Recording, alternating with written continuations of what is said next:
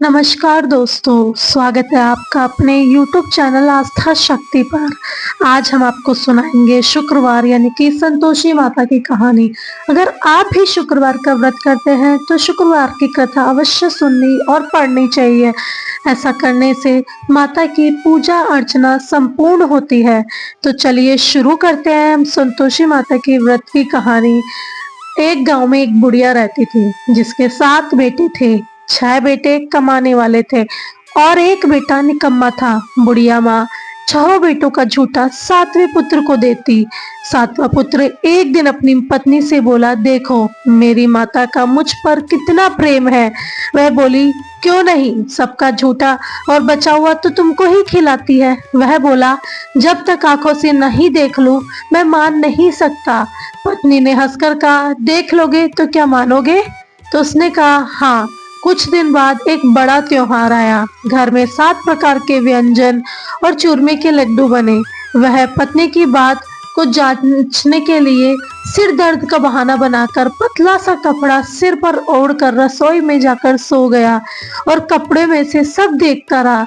6 भाई भोजन करने आए। उसने देखा माँ उनके लिए सुंदर सुंदर आसन बिछाती है और 7 प्रकार की रसोई परोसकर आग्रह कर करके उन्हें भोजन करवाती है। वह देखता रहा। 6 भाई भोजन करके उठ गए। तब माँ ने उनकी सारी थालियों में से जो भी बचा झूठा था उन सबका उठाया और एक लड्डू बनाया। झूठन साफ कर माँ ने उसे पुकारा, उठ बेटा उठ, तेरे भाइयों ने भोजन कर लिया है, अब तू भी उठकर भोजन कर ले। उसने कहा, माँ मुझे भोजन नहीं करना, मैं परदेश जा रहा हूँ। माता ने कहा, कल जाना हो तो आज ही जा। वह बोला, हाँ हाँ जा रहा हूँ। यह कहकर वह घर से निकल गया। चलते समय उसे पत्नी की याद आ गई तो वह गौशाला में गया। वहां उसकी पत्नी कंडे थाप रही थी। वहां जाकर वह बोला, मेरे पास तो कुछ नहीं है प्रिय, ये अंगूठी है, सो ये ले लो। मुझे अपनी कोई निशानी दे दो, मैं बाहर जा रहा हूँ, विदेश जा रहा हूँ। वह बोली, मेरे पास क्या है, यह गोबर से भरा हाथ है। यह कहकर पत्नी ने उसकी पीठ पर गोबर के हाथ की थाप मार दी और वह चल दिया। चलते चलते वह दूर देश में पहुंचा। वहां एक साहूकार की दुकान थी। वहां जाकर बोला, सेठ जी मुझे नौकरी पर रख लो। साहूकार को नौकर की सख्त जरूरत थी। साहूकार ने कहा, काम देखकर तनख्वाह मिलेगी। उसने कहा, सेठ जी आप जैसा ठीक समझो। उसे साहूकार के यहाँ नौकरी मिल गई। वह वहां दिन रात काम करने लगा। कुछ दिन में दुकान का लेन देन, हिसाब किताब, ग्राहकों को माल बेचना, सारा काम करने लगा। साहूकार के 7-8 नौकर थे। वे सब चक्कर खाने लगे, लेकिन उसने अपनी लगन, परिश्रम और ईमानदारी से सभी को पीछे छोड़ दिया। उसे अपने किए का फल मिला। सेठ जी ने उसका काम देखा और 3 ही महीने में उसे मुनाफे का आधा साझेदार बना लिया। परिश्रम करते करते 12 वर्ष में ही बीत गए। वह नगर का नामी सेठ बन गया और सेठ अपना सारा कारोबार उस पर छोड़कर बाहर चला गया। इधर उसकी पत्नी पर क्या बीती वह सुनने। सास ससुर उसे दुख देने लगे, जेठानियां उसे दुख देने लगी, गृहस्थी का काम करवाकर उसे लकड़ी लेने जंगल में भेज देते। इस बीच घर की रोटियों के आटे से जो भूसी निकलती उसकी रोटी बनाकर रख दी जाती और फूटे नारियल में पानी दिया जाता है। इस तरह दिन बीतते रहे। एक दिन जब वह जंगल गई लकड़ी काटने, तब उसने रास्ते में बहुत सी स्त्रियों को देखा। वह संतोषी माता का व्रत कर रही थी और कथा पढ़ रही थी। वह वहां जाकर खड़ी होकर पूछने लगी, बहनों तुम यह किस देवी देवता की व्रत करती हो और पूजा करती हो? इसके करने से क्या फल मिलता है और इस व्रत करने की विधि क्या है? यदि तुम अपने इस व्रत का विधान मुझे समझाकर कहोगी तो मैं तुम्हारा बड़ा एहसान मानूंगी। उनमें से एक स्त्री बोली, सुनो, यह संतोषी माता का व्रत है। इसके करने से निर्धनता, दरिद्रता का नाश होता है, लक्ष्मी जी आती है, मन की चिंताएं दूर होती है, मन को प्रसन्नता में शांति मिलती है, निपुति को पुत्र मिलता है, प्रीतम बाहर गया हो तो वह शीघ्र लौट आता है, कुंवारी कन्या को मनपसंद वर मिलता है, चलता मुकदमा खत्म हो जाता है, कलह कलेश की निवृत्ति हो, मुख शांति होती है, घर में धन जमा हो तो धन जायदाद का लाभ होता है, तथा जो भी मन में कुछ मांगना हो सब संतोषी माता की कृपा से मिलता है। मैं पूछने लगी, यह व्रत कैसे किया जाता है, यह भी बताओ तो बड़ी कृपा होगी। वह स्त्री कहने लगी, बिना परेशानी, श्रद्धा और प्रेम से जितना भी बन सके प्रसाद ले लेना, 5.25 पैसे से 5.25 आने से, तथा इससे भी ज्यादा शक्ति हो तो भक्ति के अनुसार गुड़ और चना ले। हर शुक्रवार को निराहार रहकर कथा का कथन सुनना, श्रवण करना और लोगों को भी सुनाना। इसके ओम बीच में नहीं टूटे, लगातार नियम का पालन करना। सुनने वाला न मिले तो घी का दीपक जलाकर उसके आगे जल का पात्र को रख दे और कथा कहना शुरू करे, परंतु नियम न तोड़े। जब तक कार्य सिद्ध न हो नियम का पालन करे और सिद्ध कार्य हो जाने पर उसका उद्यापन करे। 3 मास में माता पूरा फल प्रदान करती है। यदि किसी के ग्रह खोटे हैं तो उसे 1 वर्ष भी लग जाता है। कार्य सिद्ध होने पर ही उद्मन करना चाहिए, बीच में नहीं। उद्मन में 2.5 सेर आटे का खाजा तथा इसी अनुसार खीर तथा चने का साग बनाना, 8 बच्चों को भोजन कराना, जहाँ तक मिले देवर जेठ भाई बंधु कुटुंब के लड़के ले लेना, न मिले तो रिश्तेदार या पड़ोसियों के लड़के को बुला लेना, उन्हें भोजन करा, यथाशक्ति दक्षिणा दे, माता का नियम पूरा करना और ध्यान से उस समय घर में कोई खटाई ना खाए। यह सुनकर वह वहां से चल दी। रास्ते में लकड़ियों के बोझ को बेच दिया और जो भी पैसा मिला उससे गुड़ और चना ले लिया और माता के व्रत की तैयारी करने लगी। रास्ते में संतोषी माता के मंदिर जा माता के चरणों में लौटने लगी और कहने लगी, विनती करने लगी, माँ मैं दीन हूँ, निपट मूर्ख हूँ, व्रत के नियम कुछ नहीं जानती, मैं तो बहुत दुखी हूँ। हे माता मेरा दुख दूर कर, मैं तेरी शरण में आई हूँ। माता को दया आ गई। एक शुक्रवार बीता और दूसरे शुक्रवार को ही उसके पति का पत्र आया और तीसरे शुक्रवार को उसका पति का भेजा हुआ पैसा आ गया। यह देखकर जेठानी का मुंह सिकड़ गया, इतने दिनों बाद इतना पैसा कैसे आया और इसमें क्या बड़ाई है।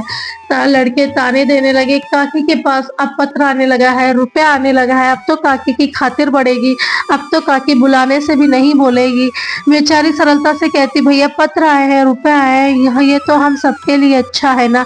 ऐसा कहकर आंखों में आंसू भरकर संतोषी माता के मंदिर जा गई।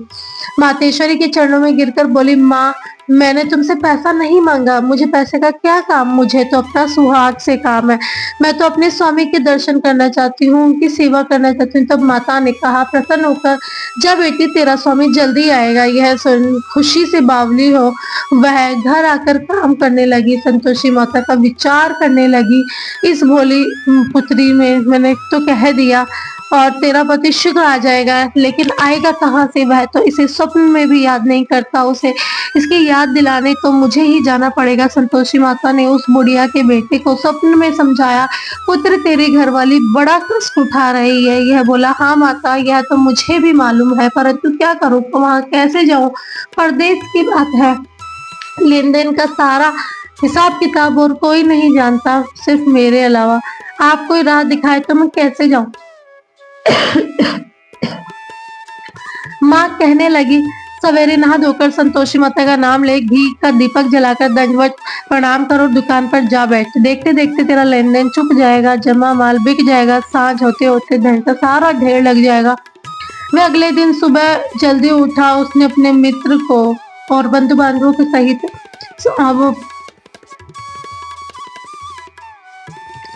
सांझ होते होते धन का ढेर लग जाएगा। वह अगले दिन सुबह जल्दी उठा। उसने अपने मित्र को, बंधु बांधवों को, परिचितों को सपने में माता द्वारा कही गई बात सुनाई।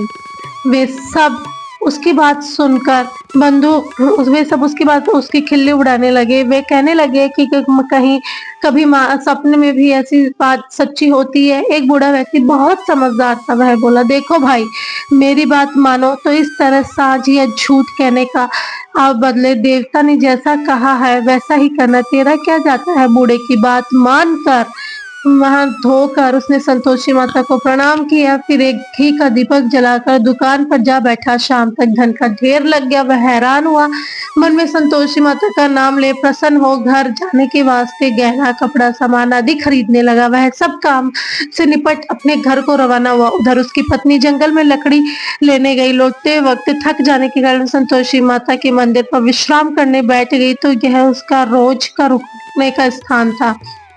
धूल उड़ती देख उसने माता से पूछा, हे माता ये धूल कैसे उड़ रही है? माता ने कहा, पुत्री तेरा पति आ रहा है। अब तो ऐसा कर, लकड़ियों के 3 बोझ बना लेना, एक नदी के किनारे रख, दूसरा मेरे मंदिर पर और तीसरा अपने सिर पर रख। तेरे पति को लकड़ी का गट्ठा देखकर मोह पैदा होगा, यह वहां रुकेगा, नाश्ता पानी बनाकर खाने से और माँ से मिलने जाएगा। तू लकड़ी का बोझ उठाकर जाना और बीच चौक में गड्ढा डालकर 3 आवाजें जोर से लगाना, ओ सासू जी लकड़ियों का गट्ठा लो, भूसी की रोटी दो, नारियल के खोपड़े में पानी दो। फिर बोलती है, ओ सासू जी लकड़ियों का बोझ लो, गट्ठा लो, भूसी की रोटी दो और खोपड़े के नारियल के खोपड़े में पानी दो। आज कौन मेहमान आया? संतोषी माता की बात सुनकर वह बहुत अच्छा माँ कहकर प्रसन्न मन से लकड़ियों के 3 बोझ बना लाई, एक नदी के तट पर, दूसरा माता के मंदिर पर। इतने में ही मुसाफिर आ पहुंचा। सूखी लकड़ी देख उसको इच्छा हुई कि अब यहीं विश्राम कर ले और भोजन बनाकर खा पी कर गाँव चले। इस प्रकार भोजन कर विश्राम कर वह अपने गाँव में गया। उस समय बहुत सिर पर लकड़ी का गट्टा लिए आई। उसने गड्ढे को आंगन में डाल जोर से 3 आवाजें लगाई, लो सासू जी लकड़ी का गट्टा लो, भूसी की रोटी दो, नारियल के खोपड़ में पानी दो। आज कौन मेहमान आया? यह सुनकर सास ने अपने दिए हुए कष्टों को भुलाने के लिए कहा, बहू तू ऐसा क्यों कहती है? तेरा मालिक ही तो आया है, बैठ मीठा भात खाकर कपड़े गहने पहन। पत्नी की आवाज सुनकर उसका स्वामी बाहर आया और उसके हाथ में अपनी पहन दी हुई अंगूठी देखकर व्याकुल हो गया। उसने माँ से पूछा, माँ यह कौन है? माँ बोली, बेटा तेरी पत्नी है, आज 12 वर्ष हो गए हैं जब से तू गया है, तब से सारे गांव में जानवर की तरह भटकती फिरती है, काम काज कुछ करती नहीं, 4 समय आकर खाती है। अब मुझे देखकर भूसी की रोटी और नारियल के पानी खोपड़े में पानी मांगती है। वह बोला, माँ मैंने भी इसे देखा है और तुम्हें भी, मुझे दूसरे घर की चाबी दो, मैं उसमें रहूंगा। ठीक है बेटा, जैसी तेरी मर्जी है वैसा कर। माँ ने यह कहकर चाबी का गुच्छा बेटे के सामने रख दिया।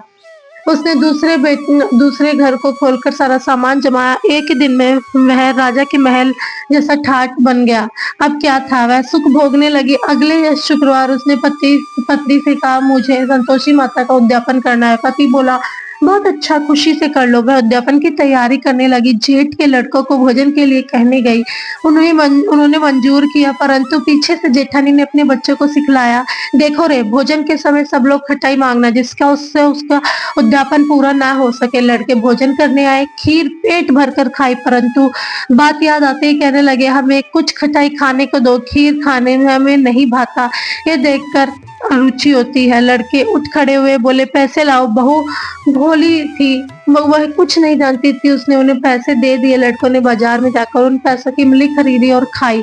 यह देखकर बहू पर माता जी ने कोप किया। राजा के दूत उसके पति को पकड़कर ले गए। अब सब मालूम हो जाएगा जब जेल की रोटी खाएगा।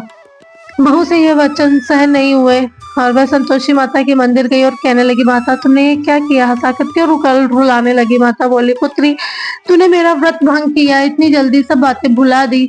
सब वह बोली, माता मैं तो कुछ नहीं भूली, ना कुछ अपराध किया, मुझे तो लड़कों ने भूल डाल दिया, मुझे क्षमा करो माँ। माँ बोली, ऐसी भूल भी कहीं होती है? यह बोली, अब कोई भूल नहीं होगी माँ। तो अब बताओ मेरे पति कैसे आएंगे? माँ बोली, पुत्री जा, तेरा पति तुझे रास्ते में ही मिल जाएगा। वह मंदिर से निकलकर बाहर गई तो उसे रास्ते में उसका पति आता हुआ दिखाई दिया। उसने पूछा, कहाँ गए थे? तो वह बोला, इतना धन जो कमाया था उसका कर राजा ने मांगा था, वह भरने गया था। वह प्रसन्न होकर बोली, भला हुआ, अब घर चलो। फिर अगला शुक्रवार आया। वह बोली, मुझे माता का उद्यापन करना। पति ने कहा, हाँ ठीक है कर लो। वह फिर से जेठ के लड़कों से भोजन करने को कहने गई। जेठानी के लड़कों को सिखा दिया जेठानी ने कि तुम पहले ही खटाई मांगना। लड़के भोजन करने बैठे, लेकिन भोजन करने से पहले ही कहने लगे, हमें खीर पूरी नहीं भाती, जी बिगड़ता है, कुछ खटाई खाने को दो। यह बोली, खटाई खाने को नहीं मिलेगी, खाना खाना है तो खाओ वरना जाओ। उनके उठने चले जाने पर उसने ब्राह्मणों के लड़के को बुलाकर भोजन करवाया। दक्षिणा की जगह उन्हें एक एक फल दिया। इससे संतोषी माता प्रसन्न हुई। माता की कृपा से 9 माह बाद उसको एक चंद्रमा के समान एक सुंदर सा पुत्र प्राप्त हुआ। पुत्र को लेकर वह प्रतिदिन संतोषी माता के मंदिर में जाने लगी। माँ ने सोचा कि यह रोज आती है, आज क्यों ना ही मैं इसके घर चलूं, इसका आसरा देखूं तो सही। यह विचार कर माता ने भयंकर रूप बनाया। गुड़ और चने से सना मुंह और मुंह के समान होठ, उस पर मक्खियां भिनभिना रही थी। दहलीज में पैर रखते ही उसकी सांस चला। देखो रे, कोई चुड़ैल डाकिनी चली आ रही है, लड़कों से भगाओ नहीं तो सबको खा जाएगी। बहू रोशनदान से सब कुछ देख रही थी और वह प्रसन्न हो उठी। आज मेरी माता मेरे घर आई है, यह कहकर दूध पीते बच्चे को गोद से उतार दिया। इस पर उसकी सास गोद में भरकर बोली, अरिराज इसे देखकर उतावली हुई है, जो बच्चे को पटक दिया। इतने में माँ की प्रताप से जहाँ देखो वहां लड़के ही लड़के नजर आने लगे। यह बोली, माँ जी मैं जिनका व्रत करती हूँ वह संतोषी माता है। इतना कहकर उसने झट से घर के किवाड़ खोल दिए।